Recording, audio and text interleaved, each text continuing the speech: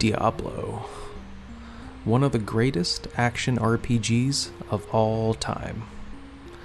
I vividly remember sitting on the computer in the early 2000s and trying to figure this game out.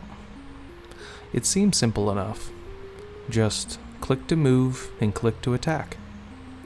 Yet, my tiny little 9-year-old brain had no idea about the complexities of elemental resistances, correct stat allocation, or anything that would have actually helped me succeed at the game. But that didn't matter. Its moody soundtrack and its intuitive combat had me coming back for more every time. I honestly don't think I ever made it past the 3rd or 4th level of the dungeon. Thankfully, I finally beat the game not that long ago.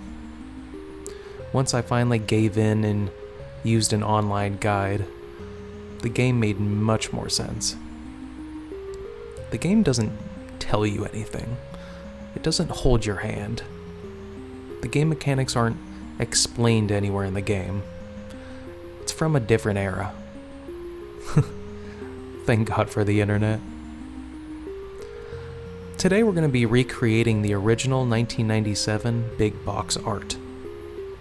Funny enough, this game also came out for the PlayStation 1, but I never played that version, and I'm honestly not too fond of its front cover anyway. I already tracked down all of the icons and the graphics we're going to need for this project, and we're going to be using my template as a base for this cover. This project is going to be done in paint.net, and I'll be using Bolt-Bait's plugin pack. If you watched my Doom 64 video, you'll know how this goes. Okay, enough talking. Let's get into it. First things first, let's insert our gritty texture for the background. If you watched my Doom 64 video, this is to give the background a little more texture and not be simply black. After that, we create a black layer above the texture, and then we just ever so slightly reduce its opacity so that the gritty texture starts peering through the black. Now, we need to bring in our main Diablo logo and center it on the front of the case. I try to use the original 1997 case as a reference to put it in the right spot. That looks about right. But the top of the logo seems off. The horns and the outer edges are too bright. So I use a linear alpha gradient so that the edges of the logo start to fall off and disappear into the background. Okay, let's bring in our red blizzard icon and place it in the bottom of the case. After that, we place our rating and PC logo in the bottom left.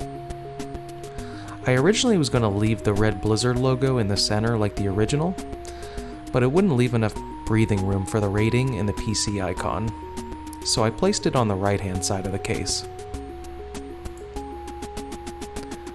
I think the front is finished. Now we go to the center of the case. We import the standard Diablo logo, and we adjust it so that it's the appropriate size.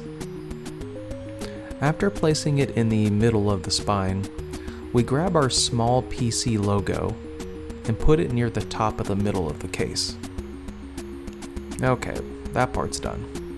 On to the back of the case.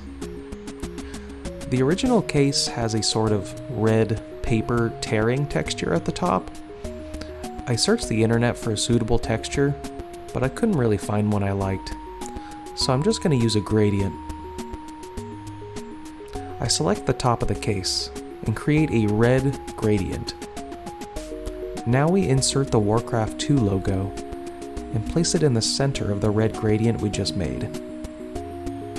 After that, we switch to some white text and type out the text surrounding the logo. We need another Diablo logo under the gradient. After resizing it to the appropriate size, we type the chilling red text below the logo. For the white bullet point text, we're going to start typing it out in another tab so that we have some breathing room. After it's all typed out, we transfer it back to our main project and place the text below the white text. Now, in the original case, the bullet points have a small flame next to each point, but I wanted to spice it up a bit. So instead, we're going to put a small pentagram next to each bullet point. Okay, I think we're almost done. Next up is the game screenshots. We import all 4 screenshots and place them in a nice grid below the text. The last thing on our list is the system requirements. Diablo 1 only has a minimum requirements, so in another tab, we use GOG's Diablo store page as a reference and fill in the requirements.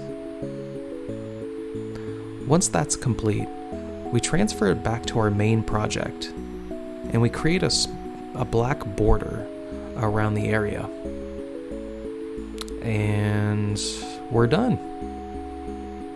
It actually looks very similar to the original case, aside from the position of the red front Blizzard logo and the red gradient on the back.